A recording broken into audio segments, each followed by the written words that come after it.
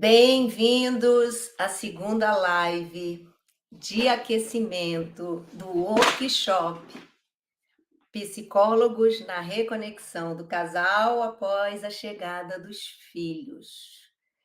Hoje, o nosso tema vai ser o psicólogo no apoio ao casal na transição para a parentalidade. Vamos ao nosso tema, que é o tema que eu mais comunico, que eu amo e com o tema que eu mais trabalho hoje em dia.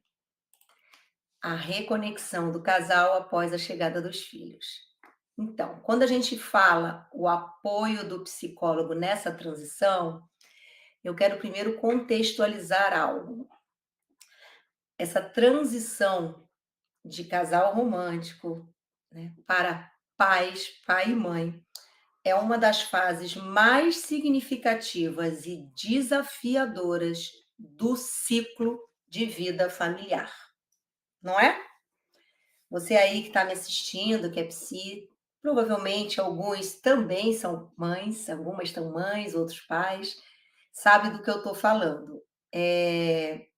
Essa fase, né, que eu saio do casal romântico, vivendo a lua de mel, os recém-casados, muitos, alguns demoram um pouco mais para ter filho, ela traz muitas responsabilidades, né? Uma vida que depende daquele momento do casal e altera absurdamente a dinâmica do relacionamento, a dinâmica do casal e a identidade de cada um.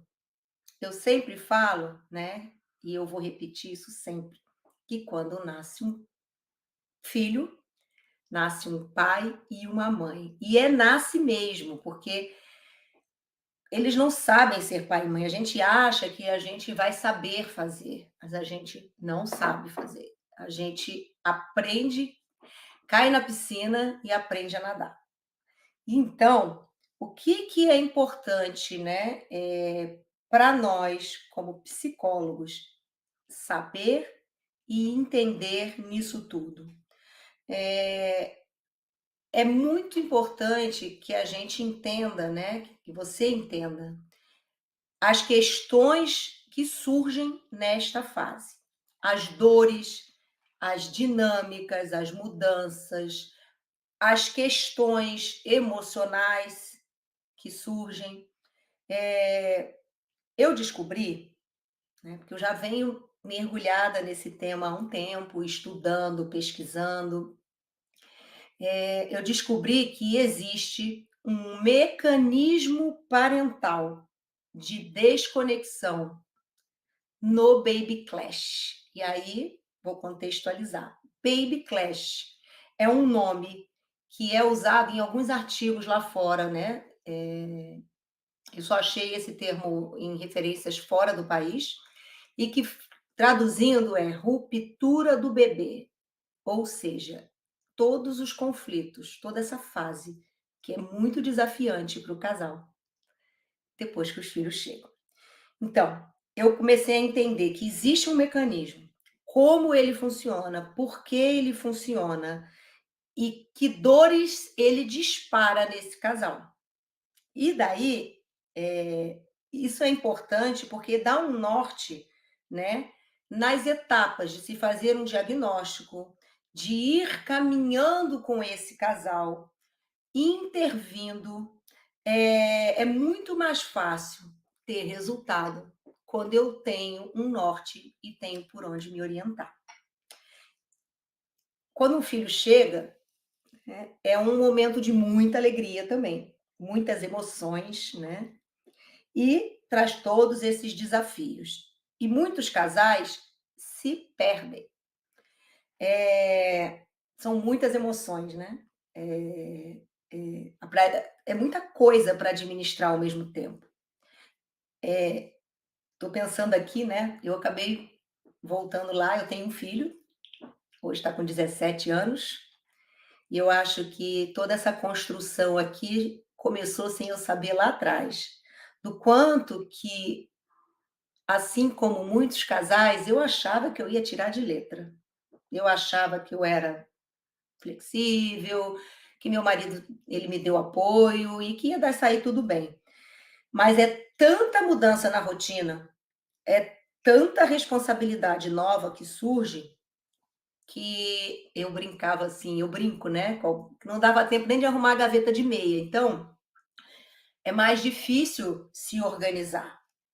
Então, nós precisamos estar ciente disso para ajudar esses casais a passarem por essa transição de uma forma mais suave e mais saudável. A gente tem, como psicólogos, um papel fundamental para ajudar esses casais. Ajudar eles a navegarem por todas essas transições.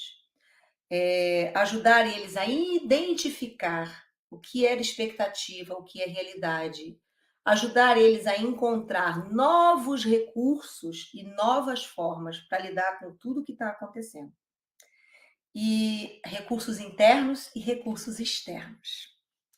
Primeira coisa que eu me organizei aqui para falar é o grande apoio na redefinição dos papéis.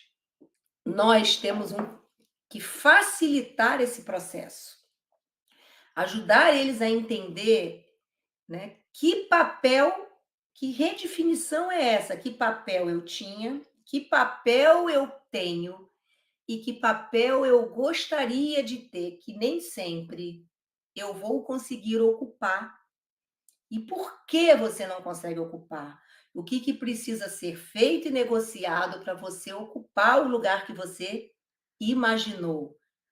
E o que você imaginou é real ou não é real dentro dessa relação, dentro dessa vida, dentro desse sistema?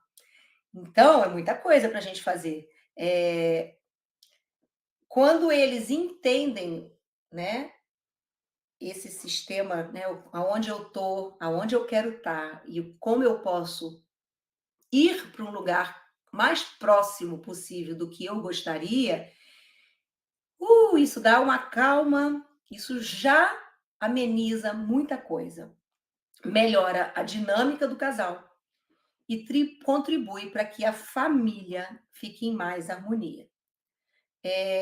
Os papéis de cada um mudam absurdamente. Negociar isso, negociar o papel meu com o papel dele, né? Que vai ter, eu digo que é uma dança.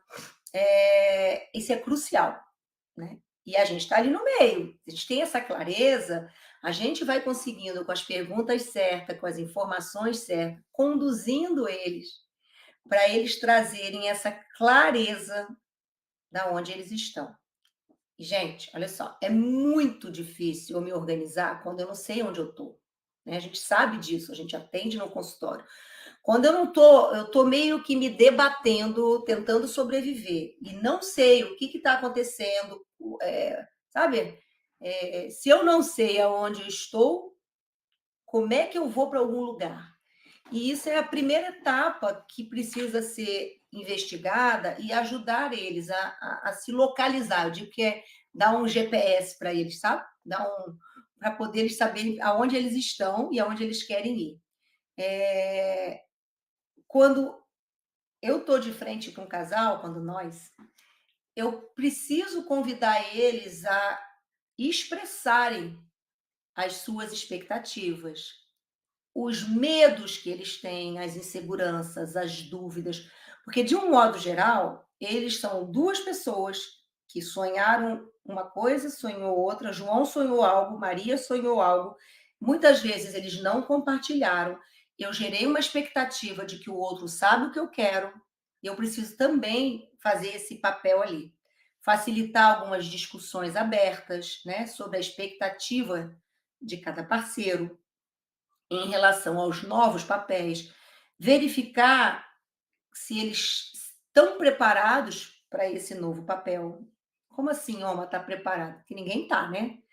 Mas uma capacidade ou uma consciência de que vai se abrir mão de muita coisa. Vocês pensam que é óbvio, mas não é. Muitos casais não têm essa noção e estão ali tentando manter uma vida como era antes, depois que chega o filho. E aí dá muito ruim, né, porque ninguém consegue. Incentivar, né, que eles falem, que eles negociem, expectativas, as divisões de tarefas, que não são claras, o papel do pai, que muitas vezes acaba ficando mais à deriva, né, às vezes a maternidade é tão intensa para aquela mãe, que ela bota o pai meio que de escanteio. Isso eu vejo muito também. E aí, tudo isso a gente está ali, ó, manejando. E o pai é um outro gancho que eu gosto de falar, que antigamente as famílias, a mãe cuidava do filho, né, a gente sabe disso, até porque a gente estuda isso, e o pai saía para trabalhar. E com toda essa mudança, né, no mercado de trabalho, tudo, hoje não é mais assim.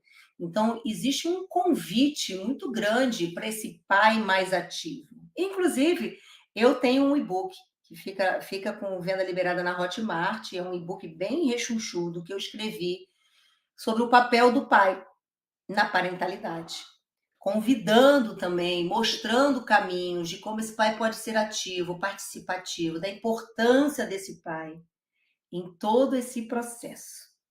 Então, eu preciso validar os medos, validar as dúvidas, mostrar que elas são normais, que elas são compreensíveis, para que isso possa começar a reduzir o estresse e a ansiedade que está ali neste casal. E às vezes, dependendo do grau da bagunça e das emoções que estão ali, eu preciso encaminhar. Encaminhar para um individual, para uma terapia individual. Eu acho fantástico, porque minha percepção é que o processo de casal abre uma porta para a consciência. Muitas vezes as pessoas não buscam ajuda para elas, né, no individual, e não iriam buscar, mas buscam pela dor do relacionamento, pela dor do filho, da família. E aí, quando eles chegam, né, para mim e para você que está me assistindo, se você ainda não trabalha com casais, esse é o lugar onde eu sinto muita gratidão. Eles chegaram ali, começam um processo comigo, e através da minha experiência, do meu acolhimento, eu consigo, às vezes, fazer um encaminhamento para uma colega, para outra colega, e eles seguem num processo individual, às vezes, em paralelo com a terapia de casal.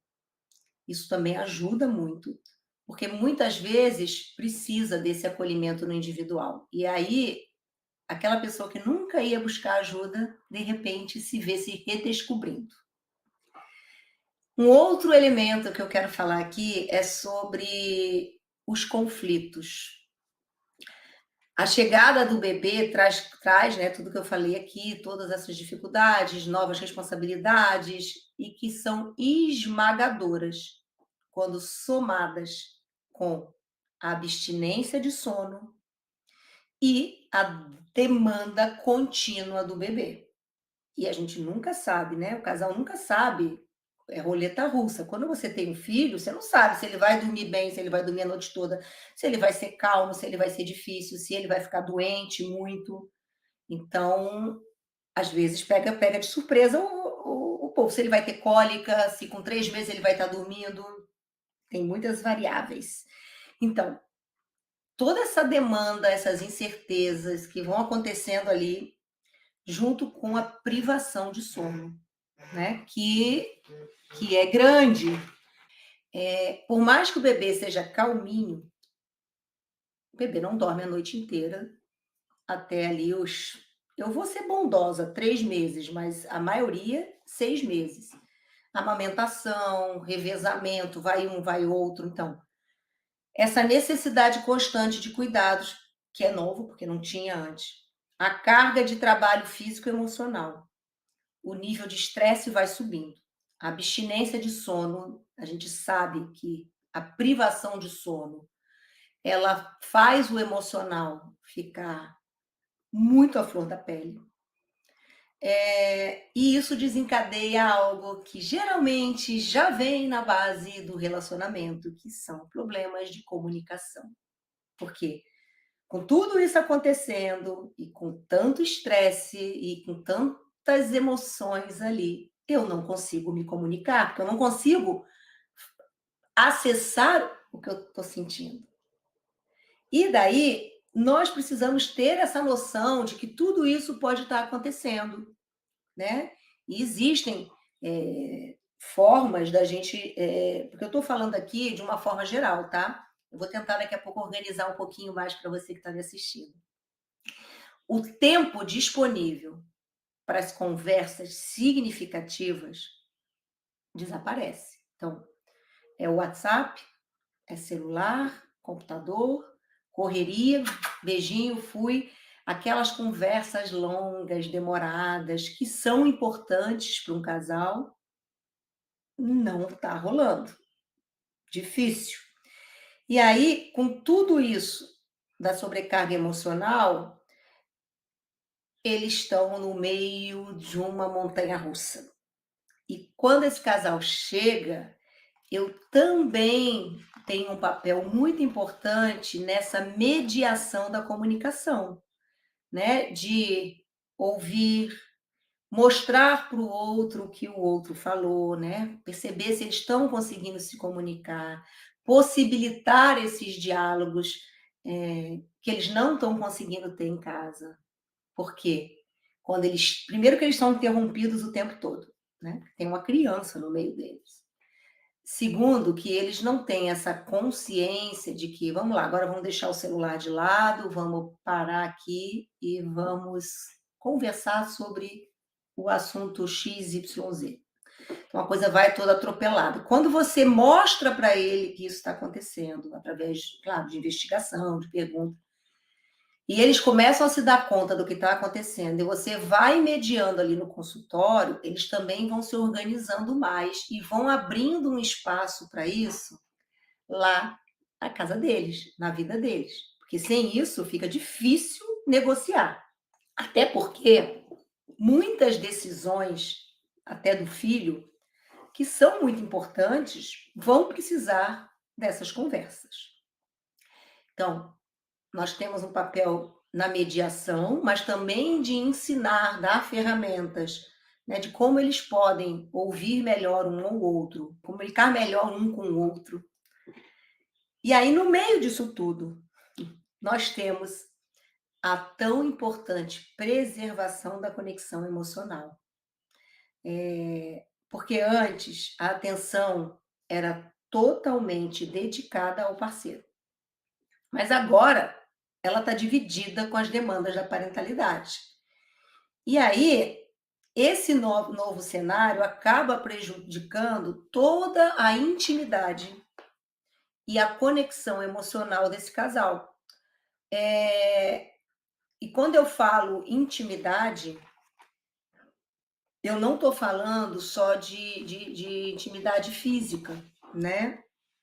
Muitas vezes, que eu estou falando que intimidade tem a ver com gestos de carinho, com sensação de segurança, de conexão, o cansaço, né? As mudanças corporais, a nova rotina, acabam afetando essa conexão, que é essa intimidade, esse senso de segurança, esse senso de que eu posso deitar no colo do meu parceiro e ser acolhida e ser amada.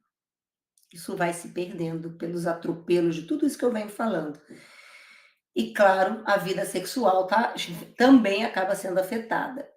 E no consultório, eu entendo que um dos grandes papéis é mostrar a eles o que conectou eles, por que eles estão juntos. Mostrar, que eu digo, é através de estratégias, né? Ter uma metodologia para isso, investigar, mas perguntar. E como eles podem, tá sempre com esse olhar de como eles podem voltar a se sentirem íntimos, conectados. O que acontece nessa dinâmica que eles não estão conseguindo enxergar os pontos fortes deles, eles não ninguém está junto à toa. Eles estão junto, eles decidiram ter uma família, eles decidiram ter um filho junto. Tem muita coisa bacana aí. Então, por incrível que pareça, eles não estão conseguindo ver. E aí, também é um papel nosso nessa transição para a parentalidade, sabe?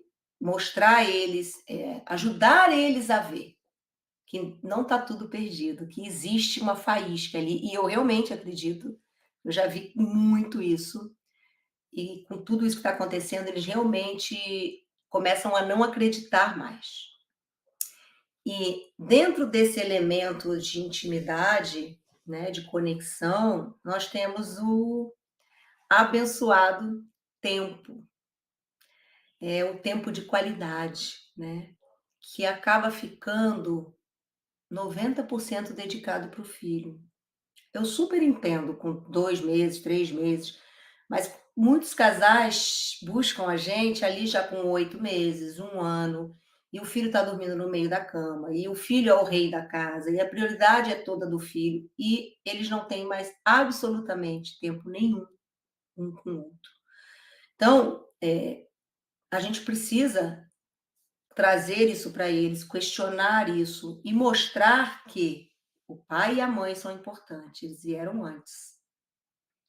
O filho precisa desse pai e dessa mãe conectado, né? É muito importante.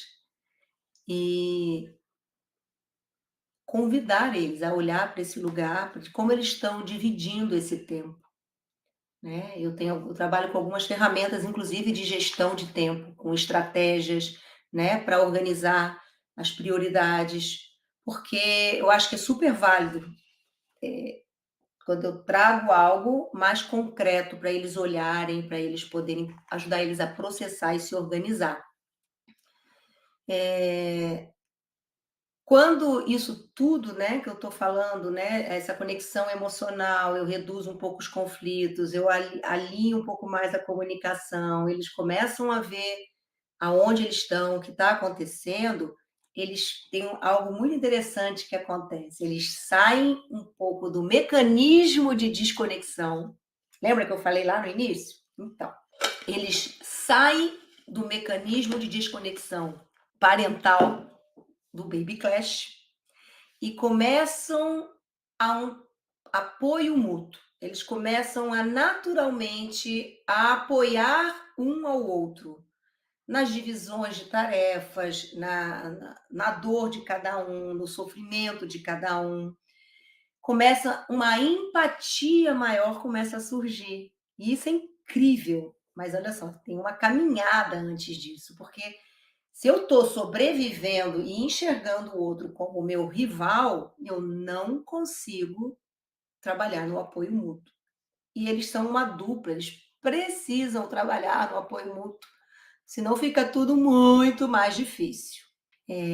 Um outro elemento, a promoção, né, do autocuidado e do autossuporte, né? Como eu já falei aqui, eu sempre vou repetir, surgem novas responsabilidades, novos desafios, e isso impacta na saúde mental e física desses pais, né. É essencial que eles olhem e preservem o mínimo de autocuidado e autossuporte. Isso ajuda, né, como eles podem lidar melhor com o estresse, com a exaustão, com essas emoções que estão aí. Esse olhar, eu não vou na terapia de casal ir lá e trabalhar com um, trabalhar com o outro, um pouquinho, mas eu posso ter esse olhar aqui nos meus bastidores, né, que eu digo, eu ter isso aqui e estar ali investigando, escutando, prestando atenção, ver se um está mais eh, debilitado, vamos dizer assim, do que o outro, está sofrendo mais, como é que está a saúde mental de um e de outro, como eles podem, né, tá cuidando disso, porque às vezes tem um grau de ansiedade fora do controle que também dificulta e afeta essa relação, afeta essa família, e eu preciso estar ali olhando, sinalizando, questionando e convidando eles para esse autocuidado, que é tão importante, porque também se cada um cuida um pouquinho de si, fica mais fácil os dois caminharem juntos. A gente sabe disso, né? Eles precisam de energia.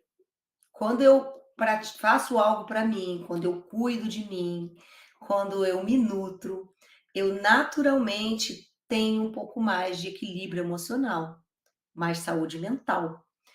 E isso também tem que estar no nosso radar. Tem um outro elemento que se chama desenvolvimento da resiliência, né? Resiliência é a capacidade de se recuperar de situações adversas, adaptando-se às novas circunstâncias, mantendo o bem-estar emocional e físico.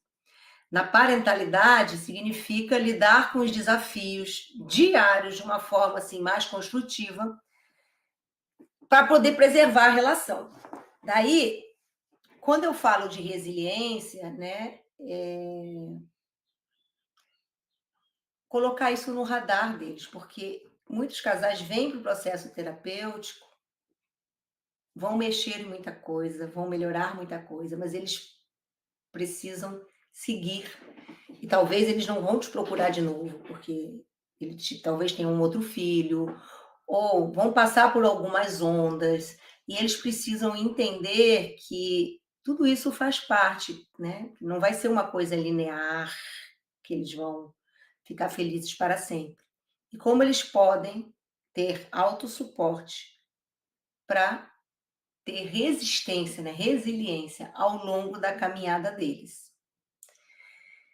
Porque assim eu preparo eles também para futuros desafios, né? Capacidade de enfrentamento, a visão de longo prazo desse relacionamento. E quando eles entendem também aonde eles querem chegar, o potencial que eles têm juntos para chegar, né? O papel dessa parentalidade na vida deles. Eu posso dar algumas ferramentas, alguns locais, eu vou dizer assim, para eles estarem sempre cuidando, olhando, porque todo esse processo, né, deles ali no consultório é de muito aprendizado, porque a gente tem esse papel de ensinar algo sim. E muitas coisas que a gente aprende e estuda na psicologia não é óbvio para a grande maioria das pessoas. Elas realmente não sabem. E isso é muito bacana quando você pode dar algumas informações relevantes. Isso ajuda eles a agirem também com mais consciência, se comprometer mais, a ter mais recursos, saber aonde buscar, saber aonde o bicho pega. Porque num segundo momento, né, porque às vezes eles vão ter mais filhos, eles já têm uma noção disso. E ontem eu falei, mas eu vou falar aqui de novo, né, desse papel de sinalizar uma coisa óbvia. Muitas vezes a gente está ali, a gente olha e fala assim: meu Deus, não tem como dar conta disso tudo, né? Às vezes o casal trabalha muito, tem uma demanda grande, tem questões que um filho, tem uma rotina muito puxada, e eles estão tentando dar conta sem rede de suporte. E a gente, né, nós, também podemos sinalizar isso, né? Mostrar que eles estão tentando ser super homens e super mulheres, que estão pagando um preço muito caro por isso, e que qual é o problema de pedir ajuda? Por que não pedir ajuda? Por que não ajustar? Por que não abrir mão de alguma coisa? Seja lá ela o que for. Uma reorganização que eu chamo de quase que logística. Aprender a reorganizar esse dia a dia, essa rotina, né? O apoio né, o psicólogo no apoio ao casal na transição para a parentalidade. O recado que eu quero deixar aqui é: tem muita coisa para a gente fazer, tem muita coisa que nós podemos fazer. Esse lugar de apoiar essa transição é o lugar de trabalhar ajudando as famílias. Os casais precisam de ajuda e de ajuda psicológica, ajudar eles a navegar por tudo isso, a redefinir a rotina, os papéis, voltar a ter conexão.